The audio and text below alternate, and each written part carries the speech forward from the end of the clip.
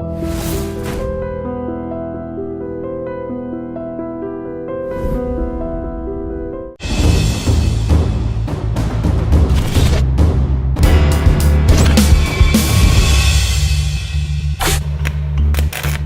నాన్నగారు, మీ కుటుంబం, మీ గ్రామీణ ప్రాంతం ఏం చేసేవాడివి, మీ ఇద్దరి మధ్యన మీ వైఫ్ మీ భార్యతో పెళ్ళి ఎలా జరిగింది, ఇవన్నీ చెప్పు. మా అమ్మగారు మా నాన్న తాళ్ళెక్కి కుటుంబాన్ని పోషించుకునేటోళ్ళం సార్.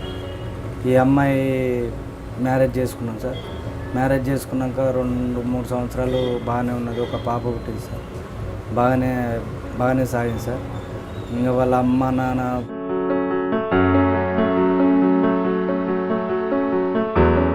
ఆ అమ్మాయి వాళ్ళ ఇంటికాడ మందు తాగింది. మా ఇంటికి వచ్చింది సార్. మరి మీరు అప్పుడు వెంటనే హాస్పిటల్ తీసుకెళ్ళినప్పుడు స్టేట్మెంట్ రాయించలేదా ఎక్కడ తాగామని?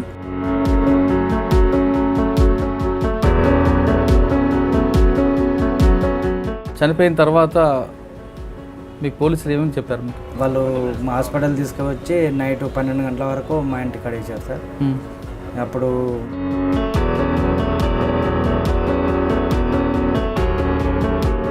అంటే కేసు నీ మీద పెట్టారా, మీ కుటుంబ సభ్యులు కూడా పెట్టారు? కుటుంబ సభ్యుల మీద పెట్టారు సార్ అందరినీ.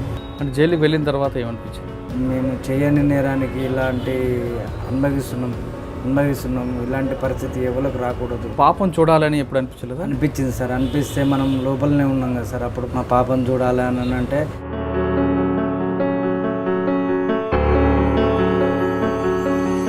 విధానాన్ని రానియలేదు సార్. మా దగ్గర జైల్లో 3 సంవత్సరాల కాపురం చేసిన భార్య ఎప్పుడైనా గుర్తుకొచ్చిందా? గుర్తుకొచ్చింది సార్. అంటే తప్పు చేసామని గుర్తుకొచ్చిందా, లేదా మీ పెట్టిన వేధింపుల వాళ్ళు చనిపోయిందనే విషయం గుర్తుకొచ్చింది? వేధింపులు పెట్టలేదనే బాధపడ్డాను సార్. పెట్టుంటే అంటే జైల్లో ఏం నేర్చుకున్నాం? జైల్లో మంచి ప్రవర్తన నేర్చుకున్నాను సార్. బయటకు వచ్చిన తర్వాత ఎప్పుడైనా మీ పాప కలిసిందా? ఒక్కసారి కలిసింది సార్. ఏమన్నది?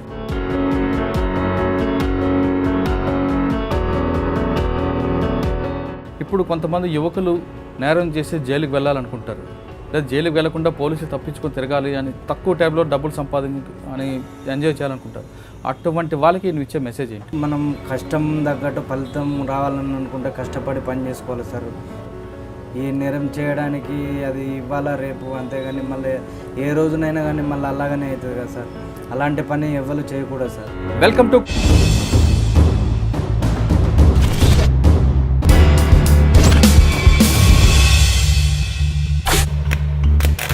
Crime confession. పుట్టిన ప్రతి వ్యక్తి క్రిమినల్ కాడు, అలాగని క్రిమినల్ అయిన ప్రతి వ్యక్తి నేరస్తుల కుటుంబం నుంచి రాడు.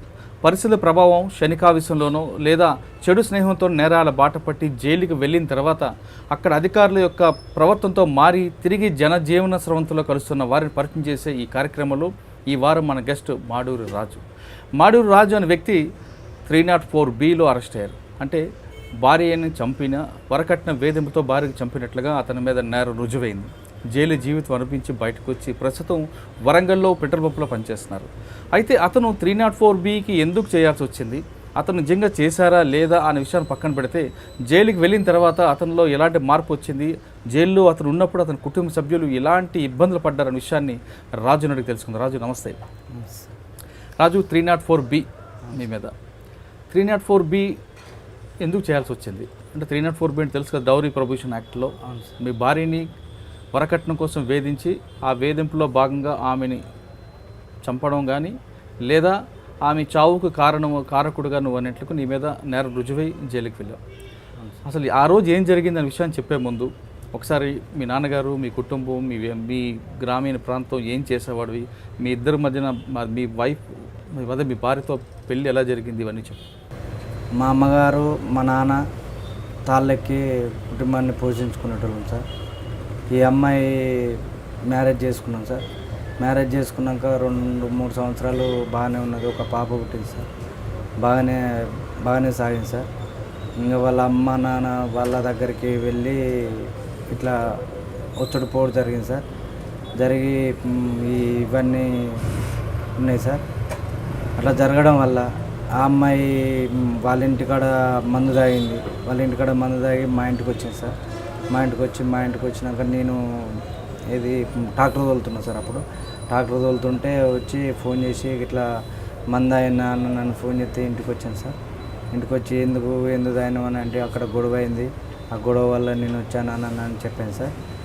చెప్పేస్తే ఇక ఎట్లా అని హాస్పిటల్ తీసుకెళ్ళినాక మళ్ళీ వాళ్ళు వచ్చారు, వాళ్ళ హాస్పిటల్ తీసుకెళ్ళి సార్ 2-3 రోజులు ఉన్నాయి సార్. చనిపోయింది సార్. పురుగుల మందు తాగి ఆమె మీ అత్తగారింట్లో తాగి మీ ఇంటికి వచ్చింది? అవును సార్, మా ఇంటికి వచ్చింది. మరి మీరు అప్పుడు వెంటనే హాస్పిటల్ తీసుకెళ్ళినప్పుడు స్టేట్మెంట్ రాయించలేదా ఎక్కడ తాగామని? అంటే స్టేట్మెంట్ అంటే అప్పుడు ట్రీట్మెంట్ ఇస్తారు సార్ డాక్టర్లు. అప్పుడు అడవిలో మనల్ని ఏం అడగలేదు సార్. అలా అంటే డీడీలో చేస్తారు కదా, డైన్ డిక్లరేషన్ చేయించలేదా? చేయించలేదు సార్, ఏం చేయించలేదు. చనిపోయిన తర్వాత మీకు పోలీసులు ఏమేమి చెప్పారు? మీకు మాకేం చెప్పలేదు సార్. ఆ రోజు నైట్ తీసుకొచ్చారు, ఇంటికాడ వేశారు సార్.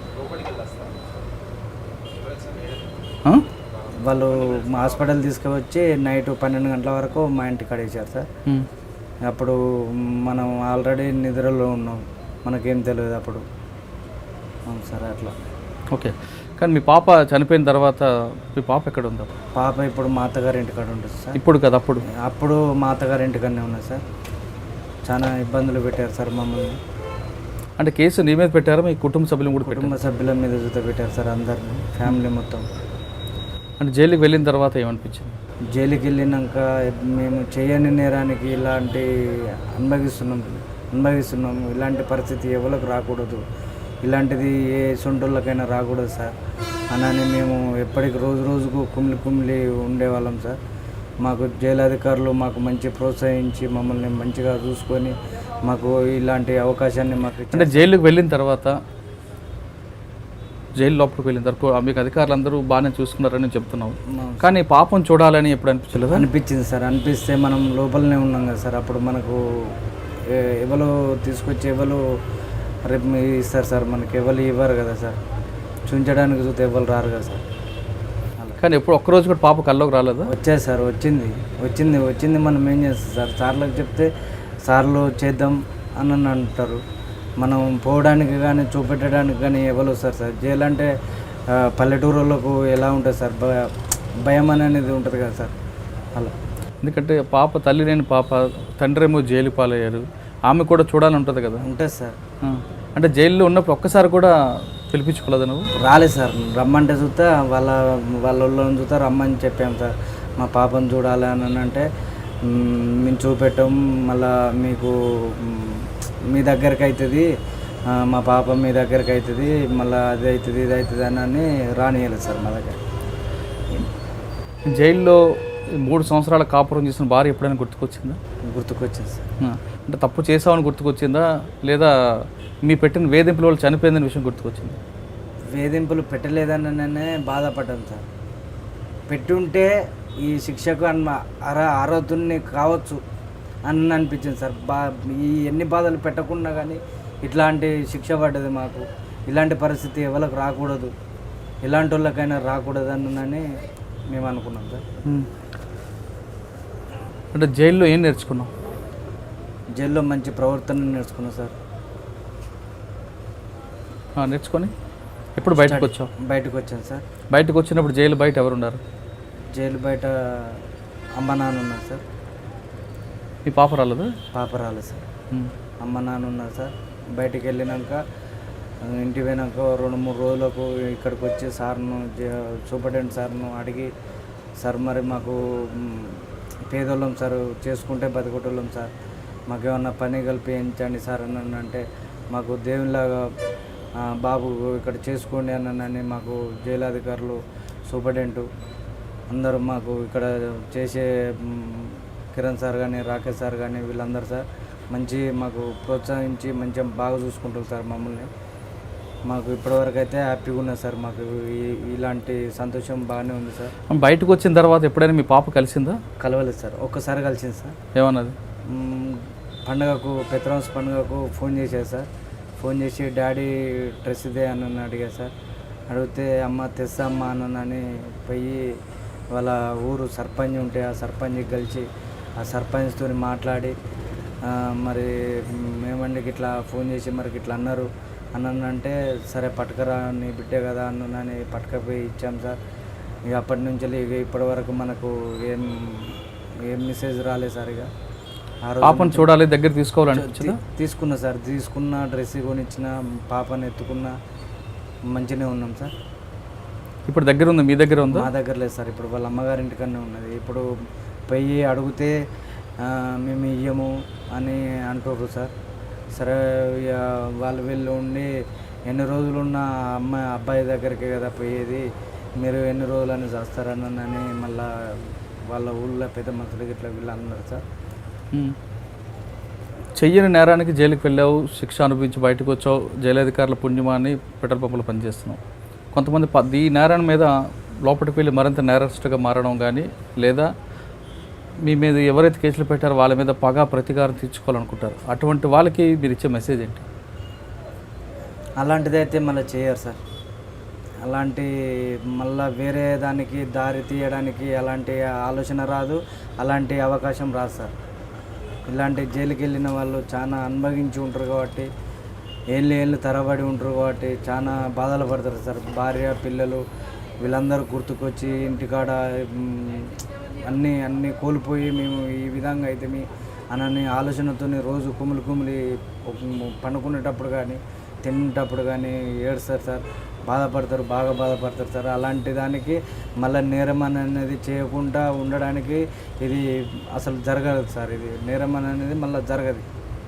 రాజు, చివరిగా చెప్పు, జైల్లో ఉన్నప్పుడు చాలామంది నేరస్తులు చూస్తుంటాను. ఈలాంటి కేసులో కాకపోయినా వేరే వేరే కేసులు, దొంగతనాల కేసులు, మర్డర్ కేసులు వచ్చి ఉంటారు. అక్కడ వాళ్ళు ఎలాంటి కష్టాలు పడతారనే విషయం నువ్వు ప్రత్యేకంగా చూస్తుంటావు. ఇప్పుడు కొంతమంది యువకులు నేరం చేసి జైలుకి వెళ్ళాలనుకుంటారు, లేదా జైలుకి వెళ్లకుండా పోలీసులు తప్పించుకొని తిరగాలి అని, తక్కువ టైంలో డబ్బులు సంపాదించి అని ఎంజాయ్ చేయాలనుకుంటారు.